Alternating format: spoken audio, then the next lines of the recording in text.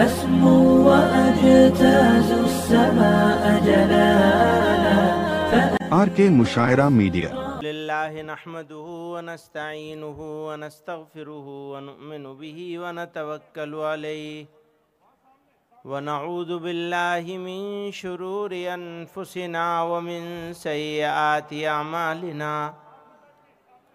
من يهده الله فلا مضل له ومن يضلل فلا هادي له ونشهد أن لا إله إلا الله وحده لا شريك له ونشهد أن سيدنا ومولانا محمدا عبده ورسوله صلى الله تعالى عليه وعلى آله وصحبه وبارك وسلم۔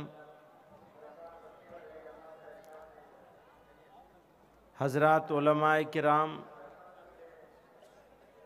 طلباء عزیز اور حاضرین مجلس، بزرگوں اور بھائیوں،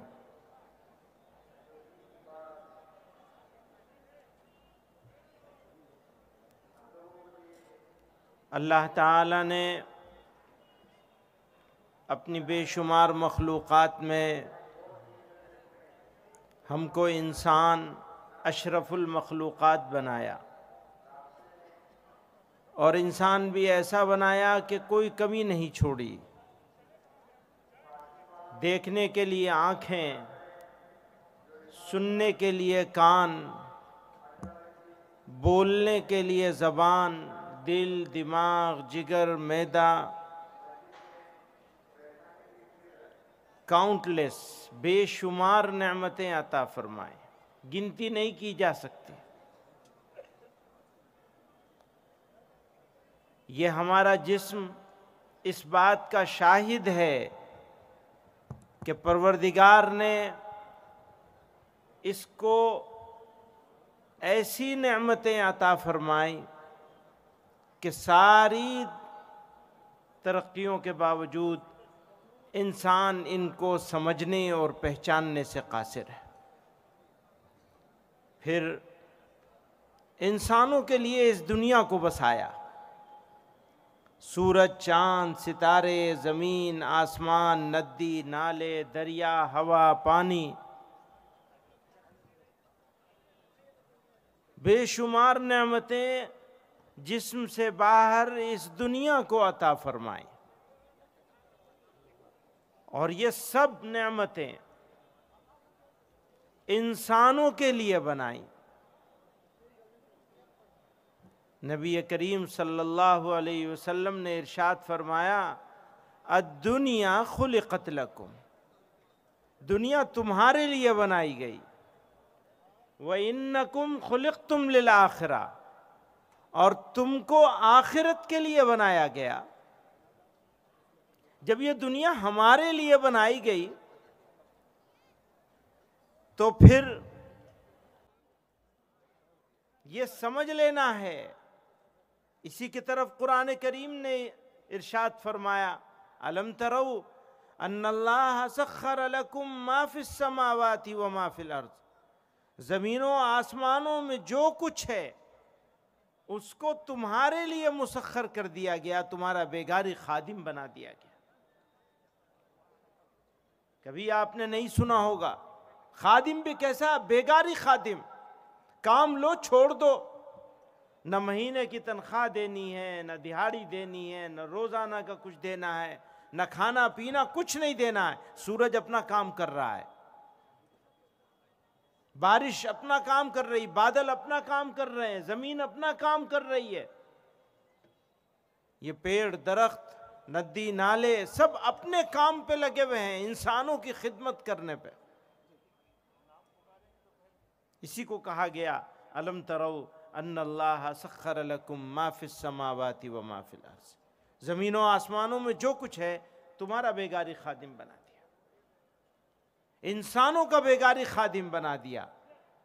انسانوں کے لیے اس زمین کو، اس آسمان کو، اس سورج کو، چاند کو، ستاروں کو اتنی نعمتیں بنائی گئیں کہ انسان ان کی گنتی بھی نہیں کر سکتا، نہ آج کر سکتا ہے نہ کبھی کر سکے گا، کیونکہ قرآن میں اللہ تعالیٰ نے ارشاد فرما دیا وَإِن تَعُدُّوا نِعْمَةَ اللَّهِ لَا تُحْصُوهَا، اگر تم اللہ تعالیٰ کی نعمتوں کی گنتی کرنا چاہو تو نہیں کر سکتے، قادر نہیں ہو تم، نہ جسم کے اندر اور نہ اس جسم سے باہر۔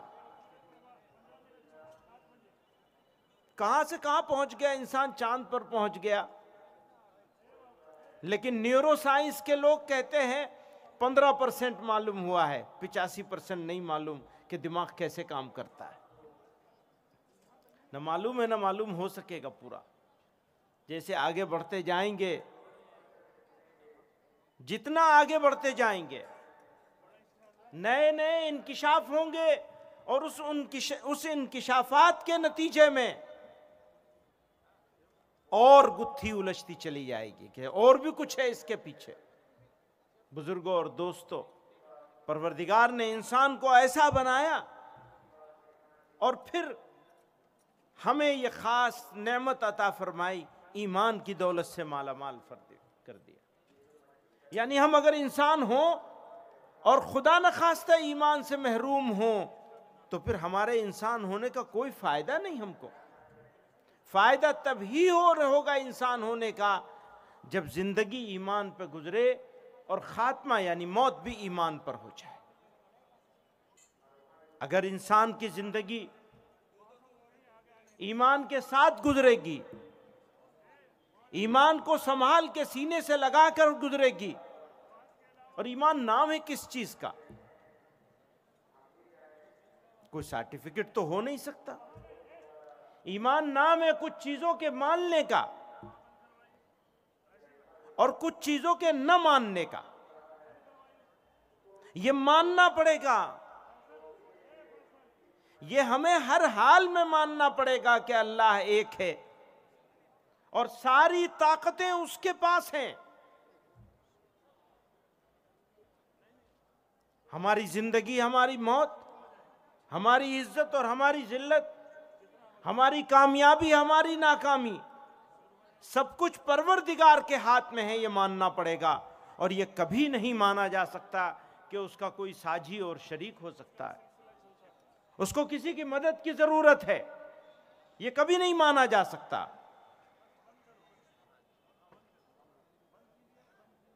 یہ ماننا پڑے گا کہ جناب رسول اللہ صلی اللہ علیہ وسلم اللہ کے نبی ہیں، آخری نبی ہیں، آپ کے بعد کوئی نبی آنے والا نہیں، اس کے محبوب بندے ہیں اور آخری نبی ہیں۔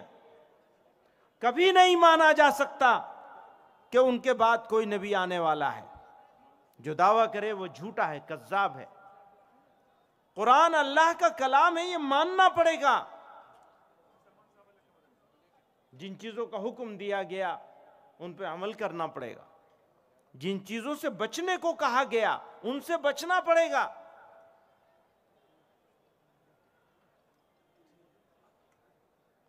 یہ ہمارے ایمان کا حصہ ہے اور یہ کبھی نہیں مانا جا سکتا، یہ کبھی نہیں مانا جا سکتا کہ قرآن نامکمل ہے، کوئی اور امام آنے والے ہیں کچھ آیتیں لے کر، کچھ سورتیں لے کر۔ ہمارے پاس تو جناب رسول اللہ صلی اللہ علیہ وسلم کے واسطے سے اللہ کا یہ کلام مکمل اتر گیا، کوئی ایک زیر زبر کا فرق نہیں تسلیم کر سکتے، نہ آیا ہے نہ آئے گا۔ آخرت کی زندگی، قیامت ضرور آئے گی، اور پھر آخرت کی زندگی، یہ سمجھ لیجئے بہت باریک سی بات ہے۔ یہ زندگی اور اس کے بعد کی زندگی، وہ زندگی جب اس زندگی کی تکمیل پر اس زندگی میں داخل ہوں گے، پھر کسی اور جگہ جانا نہیں ہوگا، ہمیشہ ہمیشہ کی زندگی ہوگی، وہی اصلی زندگی ہے، وہ کبھی ختم نہیں ہوگی، نہ پھر کبھی موت آئے گی، نہ کسی تیسری دنیا میں جانا ہوگا۔ ہزاروں، لاکھوں، کروڑوں سالوں میں بھی وہ زندگی ختم نہیں ہوگی. وہی تو اصلی زندگی ہے, اسی کے لیے تو پیدا کیا گیا. پیغمبر علیہ الصلوۃ والسلام فرما رہے ہیں الدنیا خلقت لکم وانکم خلقتم للآخرہ, کہ دنیا تمہارے لیے بنائی گئی, تم دنیا کے لیے نہیں بنائے گئے. لوگ ایسا سمجھتے ہیں کہ یہ ایک مرتبہ کی زندگی ہے, بس اچھے سے گزار لو, یہیں کے لیے ہم کو پیدا کیا گیا ہے, مزے کر لو. وہ گمراہ ہو جاتے ہیں. یہاں کے لیے نہیں پیدا کیا گیا, آخرت کے لیے پیدا کیا گیا ہے. زندگی قیمتی چیز ہے, اس کی حفاظت ہماری ذمہ داری ہے, لیکن اس کو برباد ہونے سے بچانا بھی ہماری زندگی ہے. کس زندگی کو؟ وہ آخرت والی. تو کہتے ہیں موت آ گئی, موت آ گئی, اور یہ سمجھتے ہیں کہ موت آ گئی تو سلسلہ ختم ہو گیا. جی نہیں, موت پر سلسلہ ختم نہیں ہوتا ہے, سلسلہ شروع ہوتا ہے جو پھر کبھی ختم نہیں ہوگا. وہی تو اصلی زندگی ہے.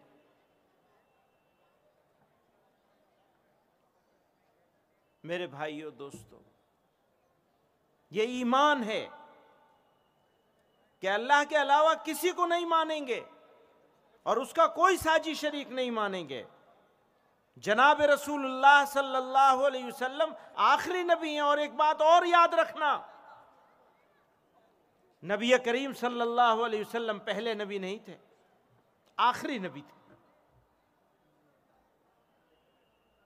وہاں سے شروع نہیں ہوا ہے اسلام. اسلام 1400-1500 سال پہلے نہیں شروع ہوا ہے.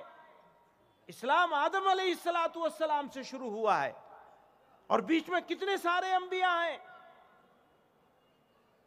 خود قرآن میں اللہ تعالیٰ نے تذکرے کیے ہیں کتنے سارے انبیاء کے, اور کتنے سارے انبیاء ایسے ہیں جن کا تذکرہ نہیں آیا ہے, لیکن کہا گیا ہے کہ ہر زمانے میں, ہر علاقے میں, ہر زبان میں انبیاء بھیجے گئے. تو دوستو, اسلام نبی علیہ السلام سے شروع نہیں ہوا, بلکہ نبوت کی تکمیل ہوئی ہے. انبیاء اس سے پہلے بھی آئے, اور کچھ بڑے انبیاء کا, جلیل القدر انبیاء کا تذکرہ اللہ تعالیٰ نے قرآن کریم میں خود کیا. تو اسلام کوئی نیا ریلیجن نہیں ہے, نیو ریلیجن نہیں ہے, ریلیجن نہیں ہے, یہ ایک تسلسل ہے. جب خرابیاں آئیں تو انبیاء آتے رہے, اور جناب رسول اللہ صلی اللہ علیہ وسلم پر اس کو مکمل فرما دیا. اور کتابیں اور انبیاء کے ساتھ بھی آئیں, ان میں کچھ مشہور کتابیں موجود ہیں. بائبل موجود ہے, انجیل موجود ہے, تورات موجود ہے یہودیوں کی, لیکن ملاوٹ کر لی گئی. اس کے اندر موڈیفیکیشن کر لیا گیا. اللہ تعالیٰ نے کچھ اور بات کہی ہے, انٹرپریٹیشن کرنے والوں نے, بعد والوں نے اس کو کچھ اور بنا دیا. عجیب بات ہے. بہت سے مذاہب کے پاس کتابیں موجود ہیں, لیکن قرآن کی جو یہ خصوصیت ہے وہ کسی کے پاس نہیں ہے, اور ہوگی بھی نہیں. کیا خصوصیت ہے؟ وہ یہ کہ لوگوں نے اسے اپنے سینوں میں بسایا. کتنے لوگ ہیں ایسے جو کھڑے ہو جاتے ہیں, لاکھوں میں ہیں, ملینز میں ہیں, اور پڑھنا شروع کرتے ہیں اور پڑھتے چلے جاتے ہیں.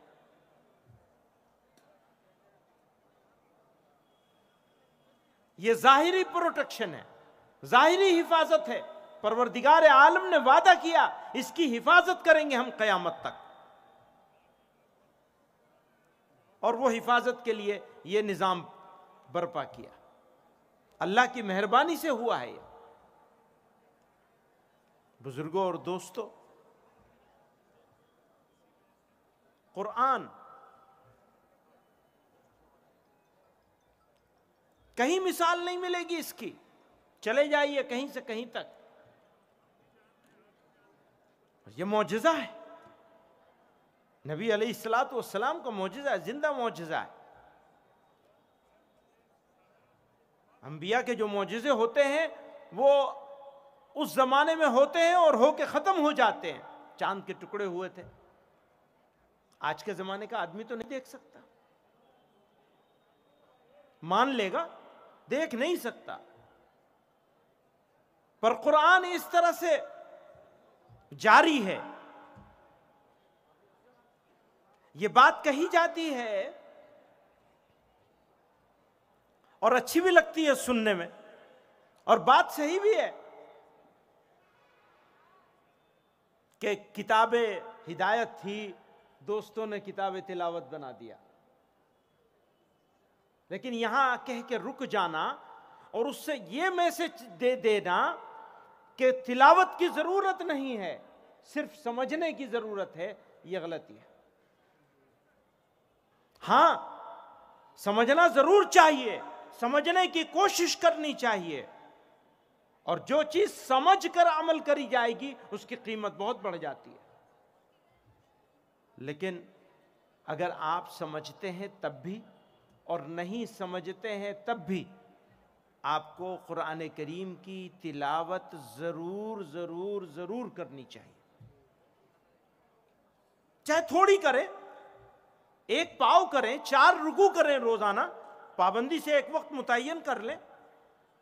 میں سب دوستوں سے کہتا ہوں کہ تھوڑا سا ضرور تلاوت کرنا چاہیے۔ ویسے تو حفاظ کو تو اپنے بزرگوں سے میں نے سنا ہے کہ حافظ قرآن کو تو روزانہ 1 منزل پڑھنی چاہیے، لیکن بھائی میں تو کہتا ہوں 1 پارہ پڑھ لو کم سے کم۔ سمجھنا ضروری ہے، بہت اچھا ہے، سمجھ کے پڑھنا اور زیادہ اچھا ہے، لیکن پڑھنا ہر حال میں ضروری ہے، آپ چاہے سمجھتے ہو یا نہ سمجھتے ہو۔ آپ کو فائدے پہنچیں گے اس کے، آپ کی ذات کو فائدہ پہنچے گا، آپ کی صحت کو، روحانی جسمانی ساری صحت کو فائدہ پہنچے گا اگر آپ قرآن کریم کی تلاوت کریں گے۔ آج یہاں کتنے بچے ہیں بھائی؟ 827 بچے ہیں ماشاءاللہ، بہت سالوں کے بعد یہ جلسہ ہو رہا ہے۔ تو مدرسہ حسینیہ کو، ان کے اساتذہ کو، ان طلبہ کو، ذمہ داروں کو،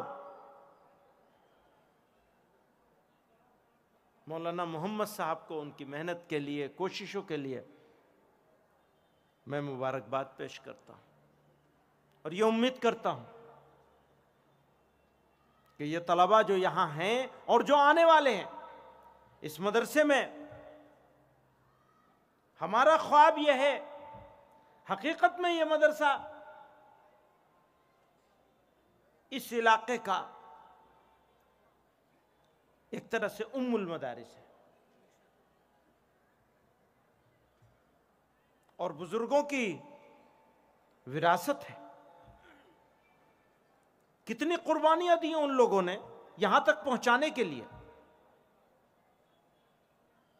ہم لوگوں کی سب کی یہ ذمہ داری ہے، خصوصاً اس مدرسے سے وابستگان کی، اس مدرسے کے جو قدیم فارغ طلبہ ہیں ان کی، مدرسے کے اساتذہ کی، ذمہ داروں کی، اہتمام کی، ہم سب لوگوں کی یہ ذمہ داری ہے کہ اس مدرسے کو جہاں تک بڑوں نے پہنچایا تھا ہم لوگ اس کے نیکسٹ لیول پہ پہنچائیں۔ بچوں کی تعلیم اور تربیت دونوں کے لیے معقول انتظام ہونا چاہیے۔ یہ ہماری اگلی نسلیں ہیں، اگر ہم نے ان کی تعلیم اور تربیت دونوں کے اوپر محنت نہیں کی اور ان کا ویژن کلیئر نہیں کیا،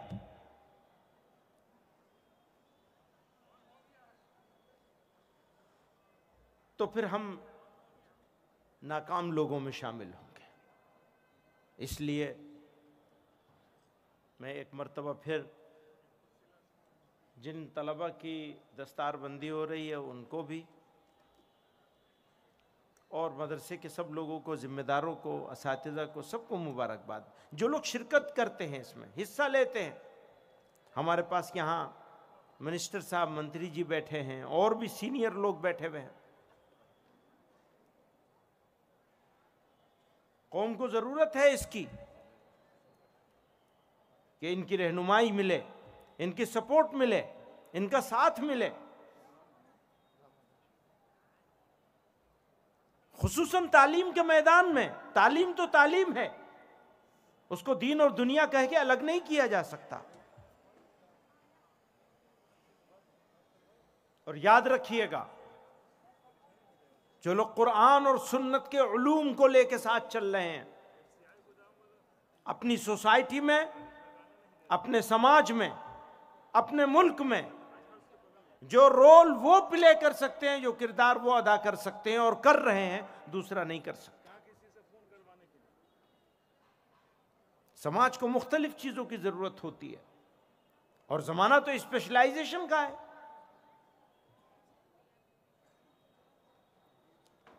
تو اگر ایک اسپیشلسٹ ڈاکٹر کی ضرورت ہے تو ایک اسپیشلسٹ قرآن کے مفسر کی، ایک حدیث کے محدث کی کیوں نہیں ضرورت ہے؟ ہاں، ہمیں اپنا رول صحیح طریقے سے پلے کرنا ہے۔ اگر ہمیں اللہ تعالیٰ نے علم دین عطا فرمایا ہے تو ہماری ذمہ داری سب سے زیادہ ہو جاتی ہے اپنے لیے اور اپنے سماج کے لیے۔ تو اللہ تعالیٰ ہمیں سماج کو ملت کے ساتھ صحیح طریقے سے جڑنے کی، ان کی خدمت کرنے کی، ان کے کام آنے کی،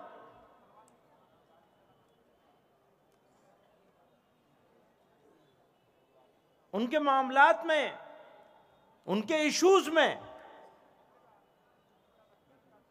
سماجی معاملات میں علماء کرام کو اپنا کردار ادا کرنا چاہیے۔ کر بھی رہے ہیں لیکن اور اچھے سے کرنا چاہیے، اور بہتر صلاحیتوں کے ساتھ، بہتر محنتوں کے ساتھ کرنا چاہیے۔ اللہ تعالی، ہاں میں یہ بھی عرض کر دوں، اللہ تعالیٰ فضل فرمائے، کامیاب کرے۔ ایک بات اور عرض کر دوں، میں شروع میں ہی ان سے پہلے ہی وعدہ لے لیا تھا، پہلے سے متعین تھا میرا پروگرام سفر آگے کا، اور بیچ میں یہی تھوڑا سا وقت خالی تھا،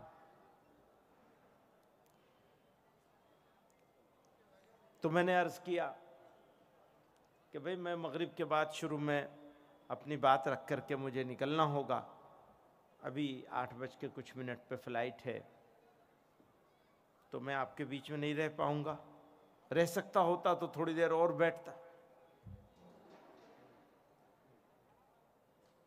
بہرحال میرے لیے خوش قسمتی کی بات ہے کہ اس درسگاہ میں جس کو بزرگوں نے اپنے خون سے سینچا ہے، ہمیں تو یہ افراد کے ساتھ، ہیومن ریسورس کے ساتھ، بلڈنگوں کے ساتھ ملا ہے، اور انہوں نے تو بے آب و گیاہ میدان میں تھوڑا سا ایک اینٹ رکھ کر کے تھوڑا سا ایک شروع کیا تھا، آج یہ تناور درخت بن چکا ہے، چھوٹا سا پودا۔ اللہ تعالیٰ اس کی حفاظت کرنے کی، اس کو اور ترقی دینے کی، اور بڑھانے کی ہم سب لوگوں کو توفیق عطا فرمائے۔ وآخر دعوانا ان الحمدللہ۔